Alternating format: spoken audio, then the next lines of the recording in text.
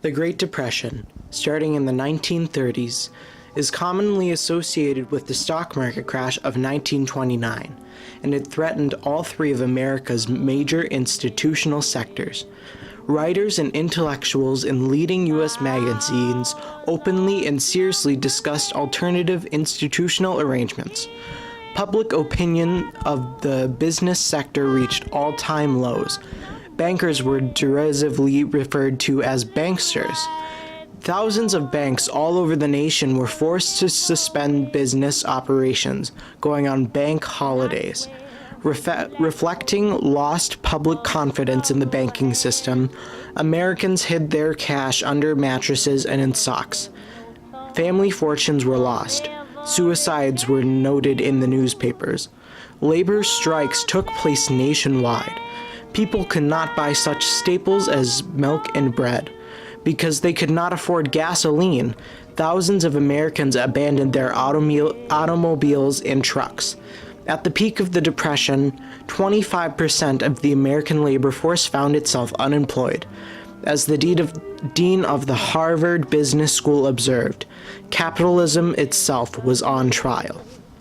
But what happened in the 1930s during the Great Depression? How did people cope, and what did they do during this time?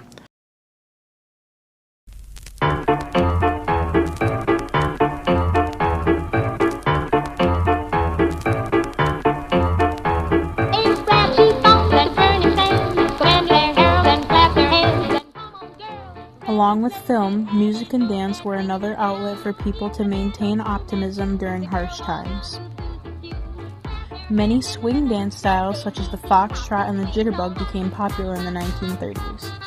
These dances were accompanied by big band jazz. Big band jazz ensembles usually consisted of 10 or more musicians with 4 sections: saxophones, trumpets, trombones, and a rhythm section.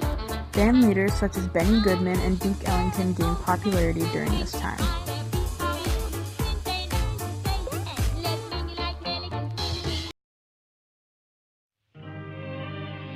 The Great Depression had an enormous impact on theater across the United States.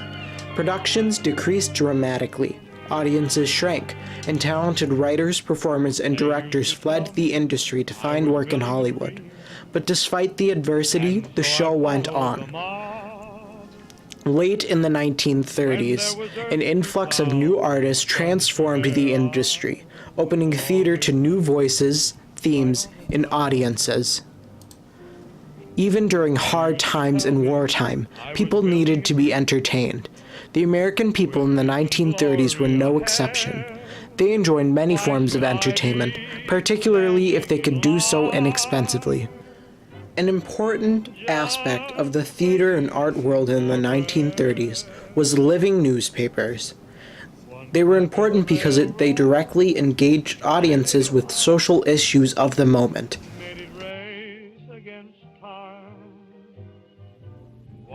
Many classic children and family movies were released in the midst of the Great Depression. Snow White and the Seven Dwarfs was the first animated film by Disney and is one of the earliest full-length examples of hand-drawn cartoon animation. Other popular films released during this time were The Wizard of Oz, The Public Enemy, and The Modern Times. The Modern Times was directed by famous English actor and composer Charlie Chaplin. A factory worker, portrayed by Chaplin himself, attempts to deal with the desperate conditions of the times in this silent masterpiece. With an 87-minute runtime, this movie had a huge impact on the culture of the 1930s. A third type of entertainment came in the form of literature. Popular literature during the 1930s included classic stories such as The Grapes of Wrath and Of Mice and Men by John Steinbeck, as well as The Day of the Locust by Nathaniel West. The Day of the Locust, set in Hollywood, California, follows the journey of a young artist named Todd commissioned to do scenic design and painting for a studio in California. This story captures the idea that the American dream was far more elusive than ever imagined. Much of the literature during this time sought to document the harsh reality of the U.S. during the Great Depression. By 1931, 8 million people were out of work in the United States. No work meant there was less money to spend on clothing and fashion. For the clothing industry, many out-of-business sales were widespread. To adjust to the change, tailors used more moderately priced outfits. Fashion and fads went through extremely drastic changes. For men's fashion, men's suits were extremely popular and were often used as summer wear. During the 1920s, women's fashion became extremely bold, but when the Depression approached, that drastically changed.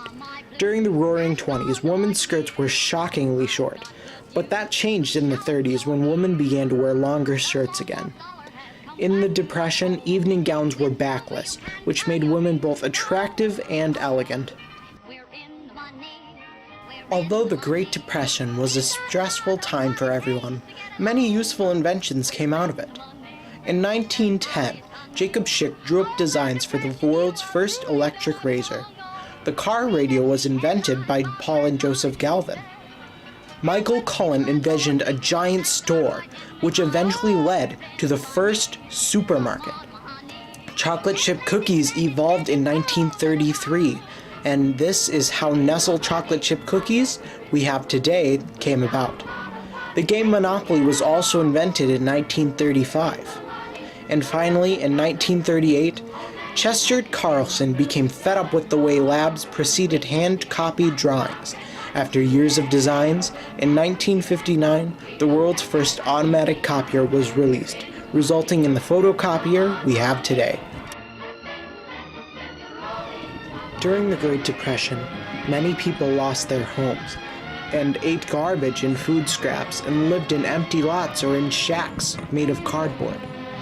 According to food historians, the Great Depression was not that much of a lack of food leading to starvation, but a time of changing to cheaper cuts of meat and protein sources. Vegetables and beans were suggested as substitutes, which was advocated in the revised edition of Farmer Boston's Cooking School Cookbook. People began drinking again after 1933, and by the end of Roosevelt's first year in office, all alcohol was legal again. Food marketing changed during the Depression. Apples were sold on street corners in cities. Movie theaters began to sell popcorn, and probably most important, drive-in restaurants that began in the 1920s became more popular. This time with car hops that delivered food to your car. The Great Depression also had a huge impact on sports. Due to the broken economy, not as many people were able to afford to attend games. Baseball and boxing were among the most popular sports during this era. The rise of boxing led to an increase in radio sales. Although it hurt gate prices, it ultimately helped profits as many Americans turned to ringside coverage. Basketball, however, was on the downfall due to the fact that it was too expensive and less on the high school level. High school level basketball maintained its popularity during the Great Depression. The Depression was a hard time for everyone, but people did their best and they made do with what they had. In the end, we made it through the Depression, but the effects of it are still lasting today. And some of the things that happened during the 1930s, we can never forget.